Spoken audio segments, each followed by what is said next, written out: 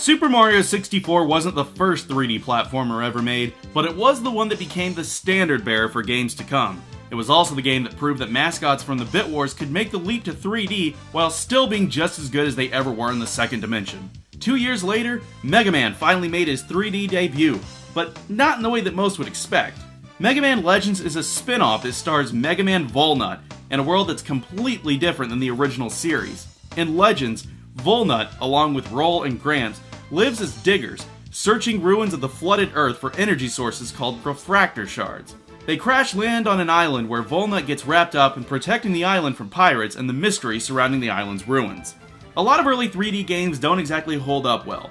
The limitation of the hardware coupled with developer inexperience led to games that looked amazing at the time, but haven't been treated so well by age. Fortunately, the team behind Legends was smart enough to understand what the PlayStation could and couldn't do.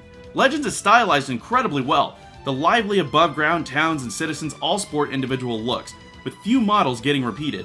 In contrast, the somewhat blocky and desolate caves drip with atmosphere when compared to the lively above ground, with plenty of robots to shoot and treasure to find. As to be expected, there is a little bit of pop-in here and there, and as usual with games from this era, don't expect the mouths to match with the voice acting, but overall, it's a very pretty little game that still holds up well today.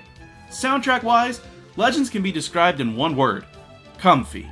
The town theme is easily the most memorable, sounding warm and inviting, while not too many other tracks make a big impression. It's a sharp turn from the classic Mega Man games that churned out one unforgettable melody after the other. Legends music is by no means bad, just not quite that caliber. The voice acting though, well, it's a treat. At this point, having characters actually speak in games was still relatively new, so the campy performances can be forgiven. They're nowhere near as bad as, say, Mega Man 8. Why must I fight you? We are not enemies! Shut up! But they're still pretty goofy at best and near embarrassing at their worst. At this point, there's something you might have noticed a lack of in all this footage: platforming.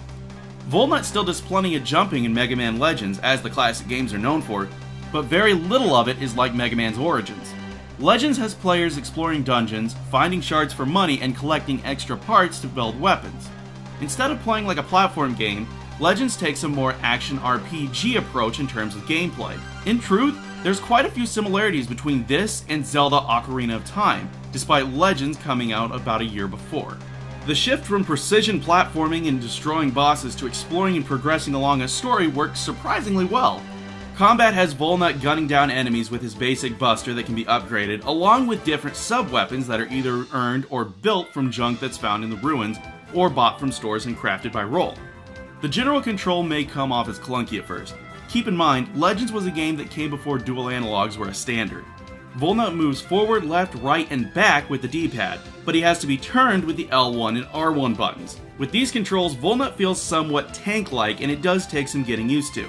Eventually though, this playstyle works very well. Circling around your enemies while constantly applying pressure from your weapons is fun and adds a sense of urgency to the fight, especially when fighting some of the huge bosses the game has to offer. The downside though, players have very little control of the camera.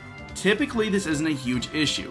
The camera stays squarely behind Volnut, and since the controls are more about moving and less about looking, this can be a problem.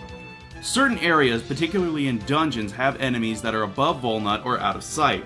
They'll get the drop on you if you aren't careful, although the game does try to counteract this. Legends features a lock-on system that will snap to your enemies and hone in all your fire on them.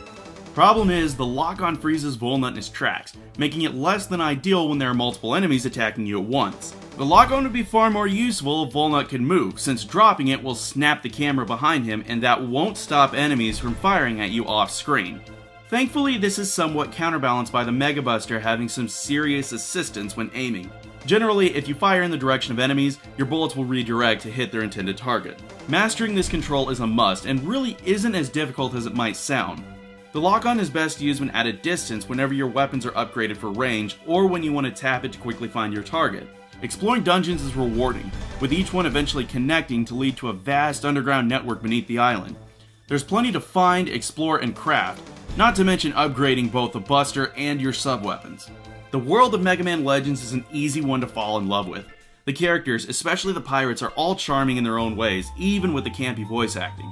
Legends is one of those rare instances that the people behind the franchise knew they needed to do something different. That the old formula just wouldn't quite work in a world where 3D games were taking over and expectations were changing. Because of that, Mega Man Legends gave us a superb experience that, even with its faults, can't be missed. You know, maybe someday, we'll finally get off the moon.